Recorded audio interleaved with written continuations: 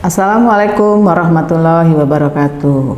Selamat pagi dan selamat bertemu anak-anak sekalian, terutama siswa-siswi kelas 12 IPS tahun pelajaran 2020-2021. Bagaimana kabar kalian?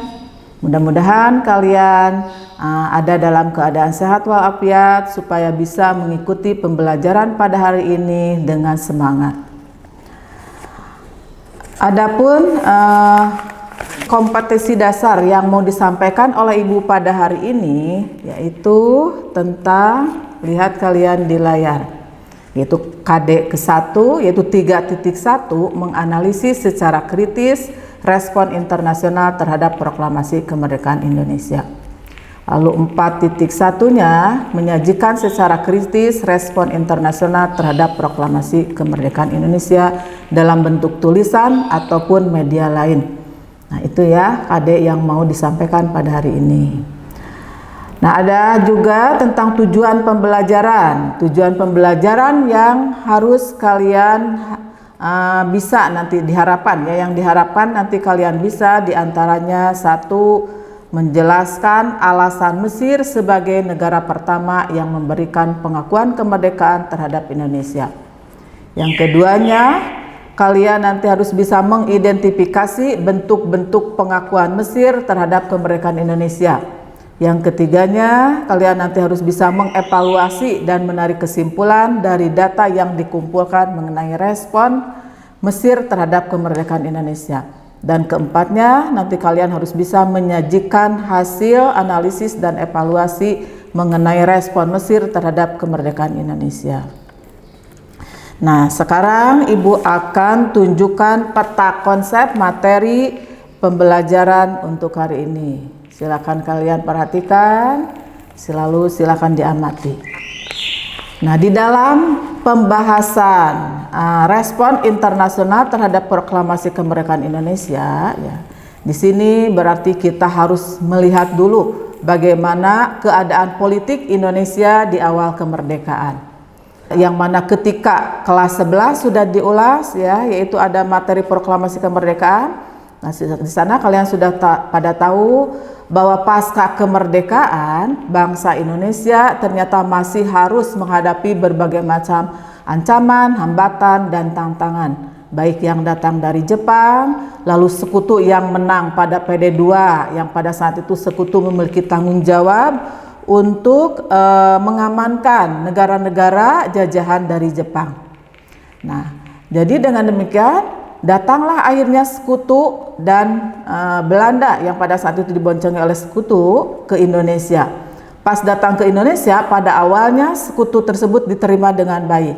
Tapi berhubung karena dia memboncengi Nika, adapun tujuan maksud Nika dari awalnya ingin kembali menguasai Indonesia, maka akhirnya bangsa Indonesia melakukan perlawanan-perlawanan. Nah, terjadilah akhirnya insiden antara sekutu dan Belanda melawan bangsa Indonesia, yaitu terjadinya peperangan di Bandung Lautan Api, di Surabaya, di Medan, di Bali, dan sebagainya. Nah, di dalam pembahasan tersebut nanti kalian bisa melihat tayangan videonya. Nah, sewaktu terjadinya insiden peperangan antara Indonesia melawan Belanda dan sekutu, ternyata ada negara yang simpati terhadap perjuangan bangsa Indonesia, yang memberikan respon, yang mendukung terhadap kemerdekaan Indonesia. Negara tersebut diantaranya Mesir, India, Australia. Terutama di sini India dan Australia, dia mengajukan kepada Dewan Keamanan PBB supaya menengahi konflik antara Indonesia dengan Belanda tersebut. Yang akhirnya PBB turun tangan, lalu PBB akhirnya mengusulkan supaya diadakan diplomasi antara Indonesia dengan Belanda.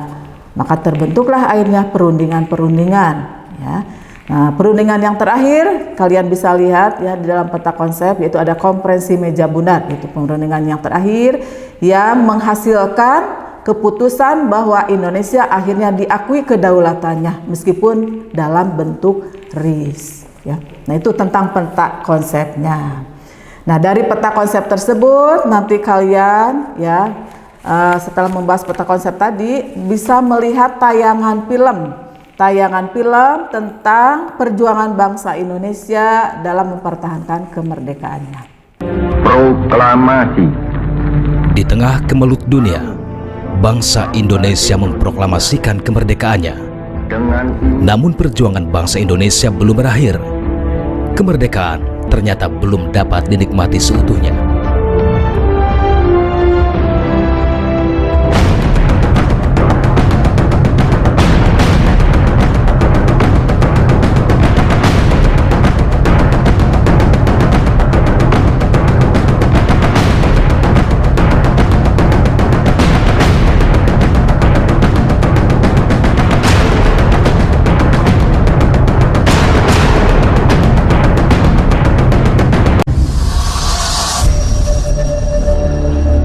Kemerdekaan Indonesia masih berusia seumur jagung ketika Sekutu menjalankan misi internasionalnya.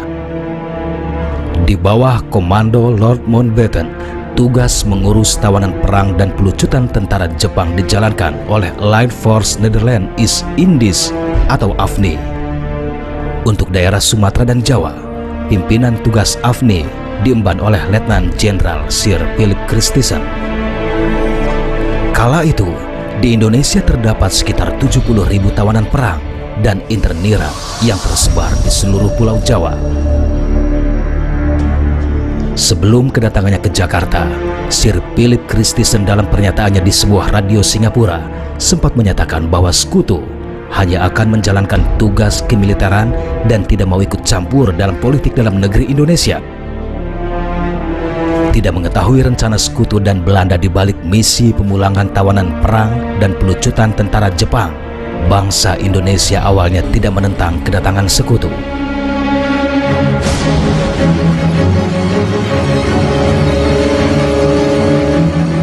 Namun, kesepakatan Sekutu Belanda dalam Civil Affairs Agreement membuat Inggris mengikut sertakan beberapa perwira pemerintahan sipil Hindia Belanda atau NIKA sekaligus kesatuan pasukan Belanda saat kedatangannya ke Jakarta.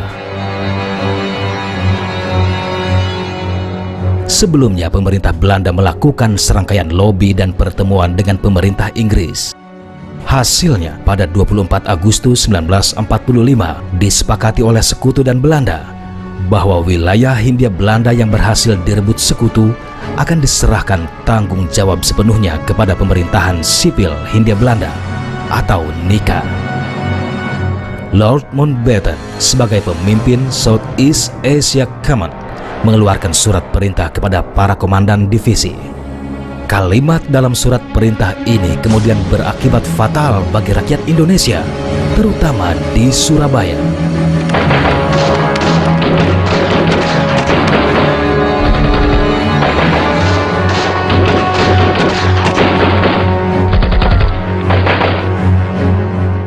Lambat laun, kepercayaan Indonesia terhadap keberadaan Sekutu meredup. Tidak terkecuali dalam urusan pengiriman perbekalan tawanan perang di Jawa Barat misalnya. Kekhawatiran bahwa pengiriman perbekalan APWI ke Bandung rawan berubah menjadi pengiriman bantuan militer mengemuka. Untuk menghindari terulangnya peristiwa Dawan, markas besar Sekutu kemudian memilih alternatif perjalanan menuju Bandung. Jalur darat melalui Bogor, Sukabumi, dan Cianjur kemudian dipilih karena dianggap lebih aman dibanding jalur kereta api Cikampek.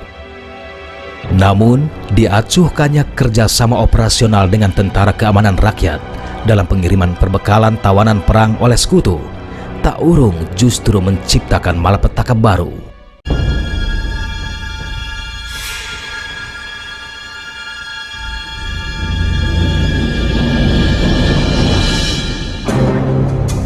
Minggu 9 Desember 1945, hawa perang semakin terasa di ujung gerbang masuk menuju Sukabumi.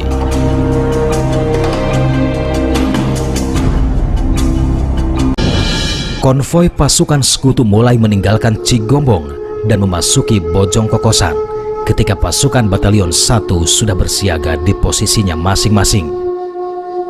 Mereka menanti iring-iringan pasukan Sekutu yang akan datang. Seketika, ketegangan dirasakan semakin meningkat oleh pasukan TKR dan Laskar Rakyat. Memasuki tikungan talang luhur yang diapit dua tebing, tank Sherman yang berada di baris terdepan terhenti oleh batang pohon yang melintang memenuhi jalan. Tak berapa lama, tank Sherman meledak terkena ranjau darat. Pasukan tentara Batalion 59 Jets dari Divisi ke-23 India kemudian disambut dengan rentetan peluru, bambu runcing, batu dan granat yang dilempar dari balik pohon perbukitan oleh para pejuang.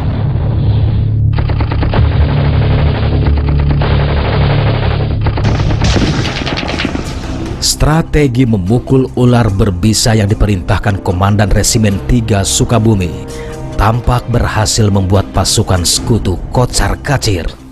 Selepas penghadangan di Bojong Kokosan, pasukan sekutu melanjutkan perjalanan menuju Bandung. Namun, ancaman datang silih berganti.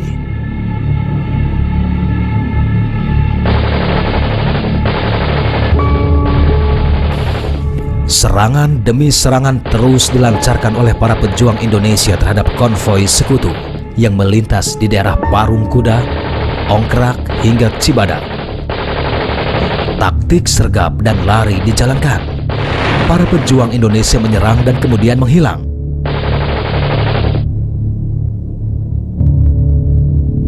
Serangan yang dilakukan pejuang Indonesia membuat iringan konvoi terpenggal. Konvoi paling belakang masih tertinggal jauh di wilayah Parung Kuda. Moral pasukan sekutu menurun, sementara perjalanan ke Bandung masih cukup jauh.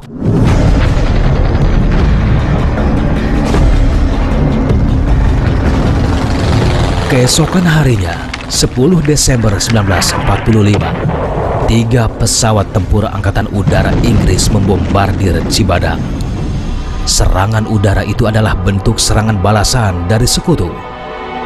Namun tampaknya markas besar sekutu salah sasaran.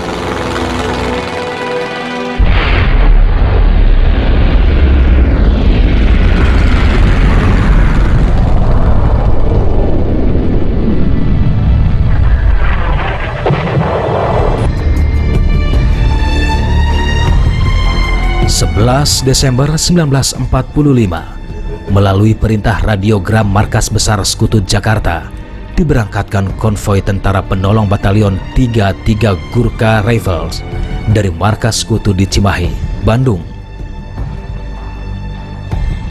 Pasukan ini ditugaskan untuk membantu konvoi sekutu yang tertahan di Sukabumi dan mengawalnya ke Bandung. Namun usaha pasukan Gurkha Rifles tidak berjalan sesuai rencana.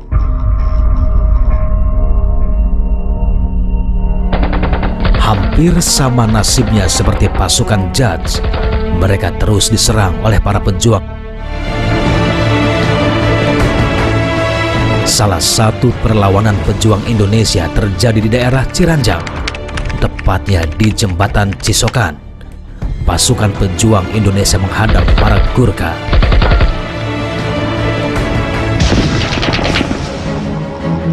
Tidak hanya di Cisokan, taktik sergap dan lari dipraktekkan oleh para pejuang Indonesia di sepanjang jalan menuju Sukabumi. Sudah tentu, pasukan Gurkha kewalahan menghadapi serangan bertubi-tubi. Setelah berhasil berjalan perlahan-lahan, dengan terus dihujani serangan di setiap titik yang tak terduga, menjelang malam, pasukan Gurkha akhirnya dapat bergabung dengan konvoi pertama di bawah Batalion Jats. 2 kelompok ini memilih bertahan di dalam kota. Mereka menolak untuk melanjutkan perjalanan sebelum ada jaminan keamanan dari markas pusat sekutu. Markas Besar Sekutu memutuskan untuk menangguhkan keberangkatan konvoi dari Sukabumi menuju Bandung. Lobi diplomatik dilakukan Markas Besar Sekutu ke Perdana Menteri Sultan Syahrir. Namun pemerintah Indonesia tetap pada pendiriannya bahwa Indonesia akan membantu misi internasional sekutu dengan catatan melibatkan tentara keamanan rakyat. Tidak ada masa damai yang abadi setelah pertempuran hebat di bulan Desember 1945. ancaman perang masih terus menghantui seiring berjalannya waktu.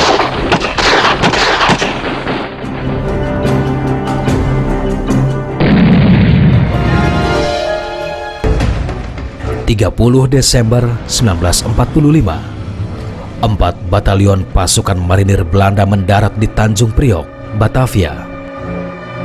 Sebuah hasil dari kesuksesan Belanda memprovokasi negaranya dengan isu ekstremis Indonesia yang menyiksa para tawanan dan interniran. Bagi pihak Indonesia, pendaratan pasukan Belanda ini sudah menjadi pertanda yang jelas bahwa syahwat berkuasa kembali pihak Belanda atas bumi Pertiwi. Terbukti, sebulan setelahnya, kabar tentang rencana sekutu melakukan pemusatan militer di Bandung merebak. Jajaran Komandemen 1 TKR yang pada saat itu sudah berganti nama menjadi Tentara Republik Indonesia atau TRI Jawa Barat mulai bersiap untuk menghadapi hal yang mungkin saja terjadi. Pertempuran mungkin hanya tinggal menunggu waktu. Ketegangan pun menemukan momentumnya pada 10 Maret 1946 ketika Inggris mengirimkan konvoi ke Bandung yang dikawal oleh Batalion Patiala. Bayangan kelam kondisi perang di bulan Desember tak urung kembali berulang. Untuk bisa melanjutkan misi, pasukan sekutu mencoba mengubah taktik untuk menghadapi penghadangan pejuang Indonesia. Pengalaman bertempur di Sukabumi dan Cianjur pada bulan Desember 1945 serta Maret 1946 sudah tentu tidak mudah dilupakan oleh pasukan sekutu. Bahkan mereka menganggap kejadian itu sebagai neraka di tanah Jawa.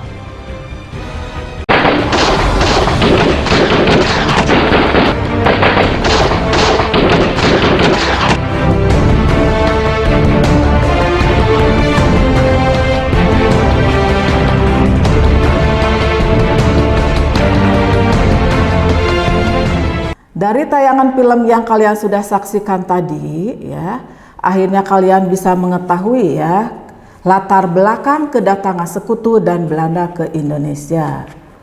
Coba apa diantaranya? Ya, diantaranya yang tadi kalian sudah tahu, yaitu Belanda termasuk ke dalam kelompok sekutu yang ternyata ingin kembali menjajah Indonesia. Lalu karena sekutu sebagai pemenang dalam PD2, dia merasa bertanggung jawab atas wilayah-wilayah jajahan Jepang termasuk Indonesia. Nah itu ya latar belakang kedatangan sekutu dan Belanda.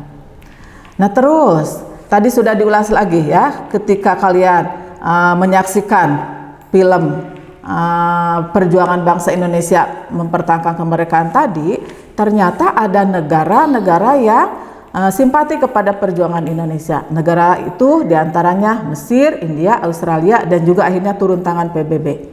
Nah untuk pertemuan kali ini yang mau diulas adalah tentang respon Mesir terhadap proklamasi kemerdekaan Indonesia. Nah untuk respon Mesir terhadap proklamasi kemerdekaan Indonesia, kalian juga pertama-tama melihat dulu tayangan dari filmnya ya. Bagaimana? Silakan kalian saksikan filmnya. Pemirsa, tepat tanggal 17 Agustus 1945, Soekarno dan Hatta memproklamirkan kemerdekaan Indonesia. Dan setahun setelahnya, Mesir menjadi negara pertama yang menyatakan dukungan atas kemerdekaan Indonesia. Dukungan kemerdekaan itu kemudian meluas ke sejumlah negara di Timur Tengah. Kami, bangsa Indonesia, dengan ini menyatakan kemerdekaan Indonesia. 68 tahun lalu Indonesia secara resmi telah memproklamirkan kemerdekaannya melalui Soekarno dan Hatta. Sayangnya Belanda yang menjajah Indonesia selama 3,5 abad rupanya belum mengakui kemerdekaan Indonesia. Tapi setahun setelah proklamasi kemerdekaan, tepatnya pada 22 Maret 1946, Mesir justru menjadi negara pertama yang menyatakan Indonesia sebagai negara merdeka. Bahkan pada 6 September 1944, pemimpin besar Palestina, Syekh Muhammad Amin al-Husseini sudah menyatakan dukungannya kepada Indonesia. Melalui radio Berlin berbahasa Arab, Syekh Amin mengajak negara-negara Islam mendukung kemerdekaan Indonesia. Bukan hanya itu, para ulama di Mesir berinisiatif membentuk Lajnatut Difaian Indonesia atau Panitia Pembela Indonesia dengan Hasan al-Banna sebagai pemimpin utamanya. Hasan al-Banna sendiri adalah pemimpin Ikhwanul Muslimin di Mesir. Sejumlah demo besar dan aksi dilakukan masyarakat Mesir sebagai bentuk dukungan kepada kemerdekaan Indonesia. Dan atas desakan masyarakat di sana, 22 Maret 1946 pemimpin Mesir, Raja Farouk, akhirnya mengakui kedaulatan Indonesia.